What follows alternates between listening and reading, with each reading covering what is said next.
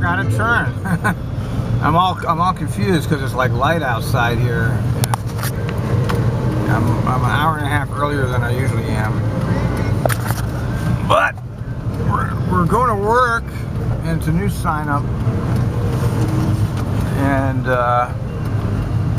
going at a time when there's less traffic too, which is a good thing. But I got to go all the way to Merlo now, and you know, that's a longer commute. And as we already know, it's a lot harder to get to Merlo than it is to get to Beaverton Transit Center. It feels odd. Yeah, 58 done. 67, here we come. They're like diametrically opposed routes too, in terms of what you have to deal with on them. The 58, I always had time to set up my bus, always, because there was like 30 minutes between when he got in and when I had to leave. And the last driver I had, Andy, was pretty good. He made it pretty well on his schedule. He got in pretty reasonably, but the guy I had before him, you know, he would come in 25 minutes late. So, you know, I needed that time to get set. But now on the 67s, you have whoever it's going to be, and I don't know yet. He'll be driving from Beaverton to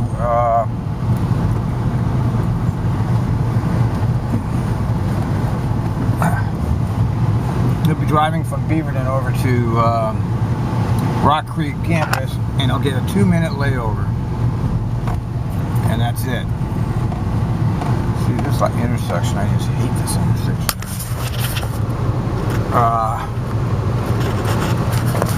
And then he has to turn around and bring me the bus, so it's completely different.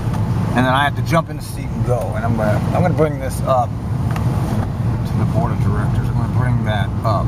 That as far, I don't care how many excuses the Tri-Met management comes up with, because you know we're all used to them making excuses for their own little deal while they put everything on us. But we're gonna bring up this as a concrete example of unsafe working conditions.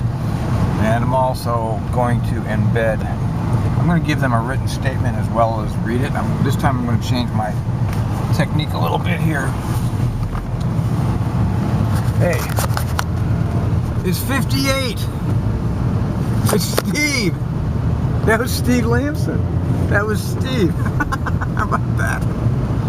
Yes, me and Steve are switching spots in the transit center. He is going to the 58 and I'm going to the 67, which is odd because, you know, we used to chit-chat all the time during the last sign-up, but he's on the other side. We're exactly on the other side from each other, and it's odd how we're just switching spots.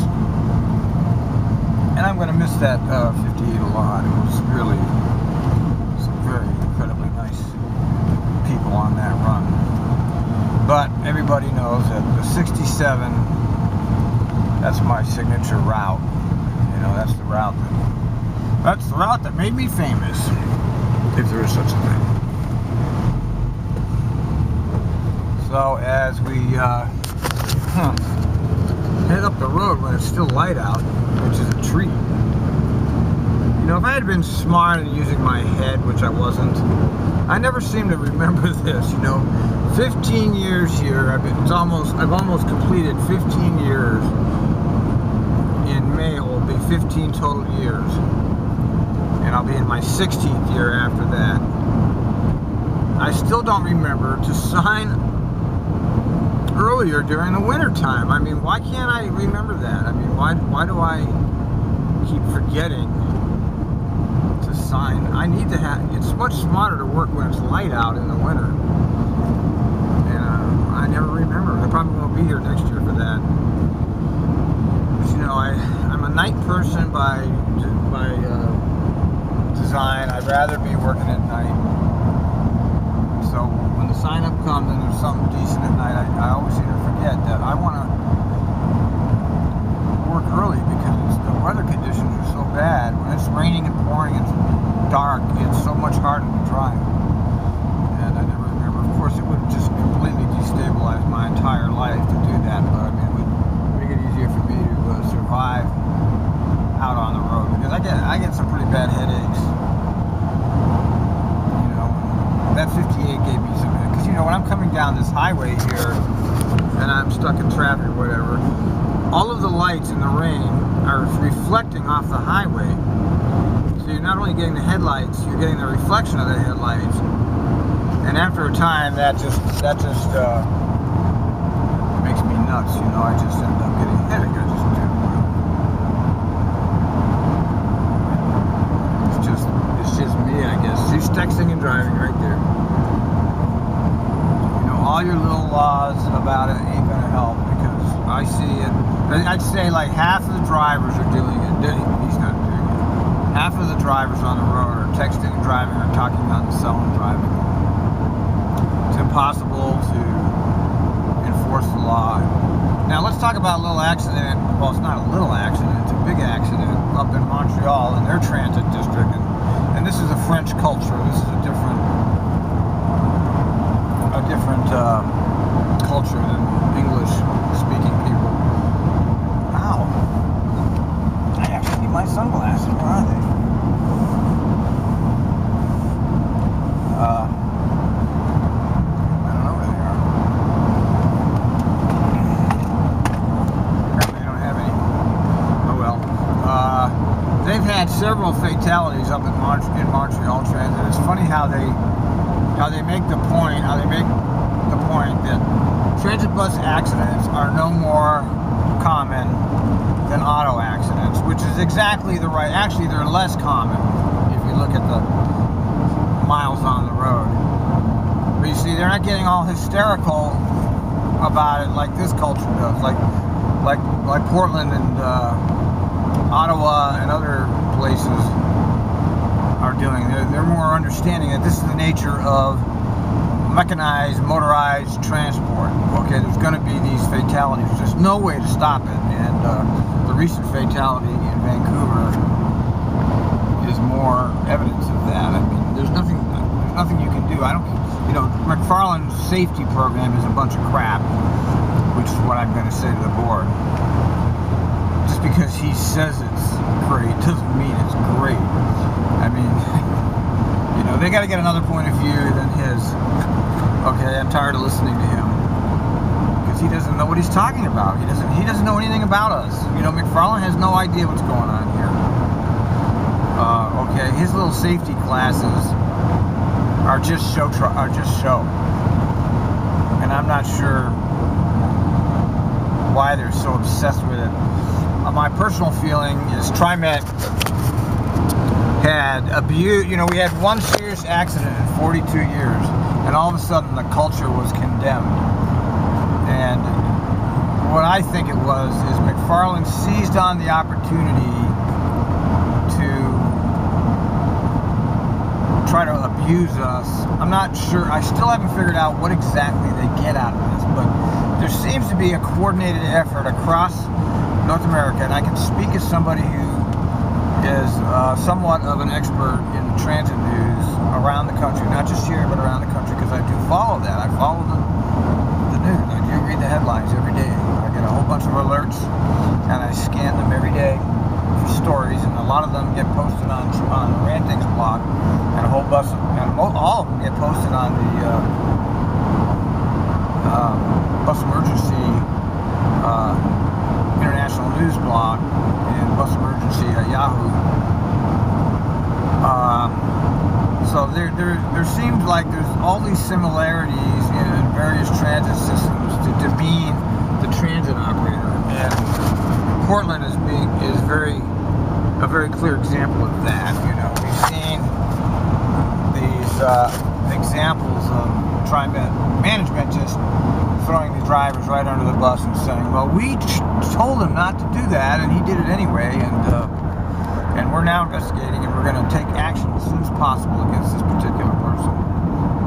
And a lot of us really never did understand the idea that we were unsafe, and there is actual empirical evidence that we are not unsafe. In other words, McFarland's been lying about this right along, because I'll quote McFarland's own thing, even though it turned out to be fake, and TriMet had to take all the placards down. U.S. News and World Report had us in ranked number 1, and one of the major categories was safety. So the idea that we have an unsafe culture is true. Okay? I mean, it's true. It's not true.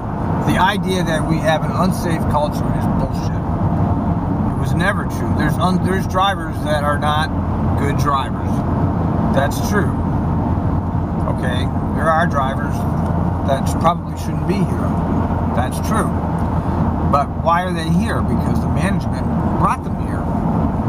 Okay, it's not a matter of the culture. And those of us that have watched this stuff have always resented the implication that somehow the whole culture is condemned because of these people. That was what McFarland did. He says a few bad apples don't support. Well, you're the one that created the perception. It started before you with Fred. And it was definitely bolstered by McFarland. I mean, he's been the real tyrant here. I mean, Fred had at least some scruples and principles, and McFarland doesn't seem to have any. Okay, the whole idea that we are unsafe culture was never true. It was some kind of a concept that he kind of jumped on. I'm not sure what that brought to them, and of course they spent millions and millions and millions on all of this phony idea that somehow our culture is unsafe, and I've never agreed with that. From the day one, I've said that's a bunch of shit.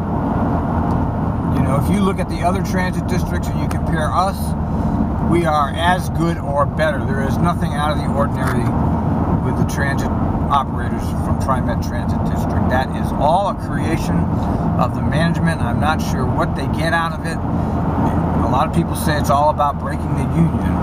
I don't understand how making us look bad helps break the union. I don't get that at all.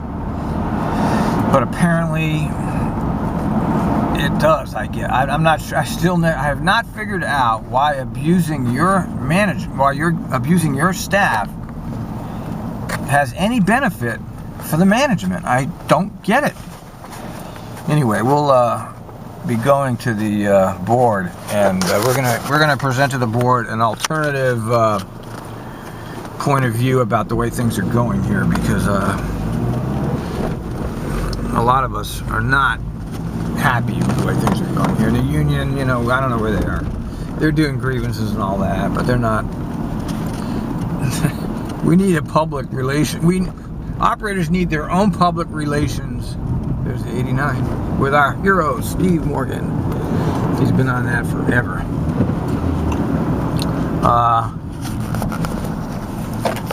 We used to be friends, but we're not friends anymore because of a video that was made by Jason.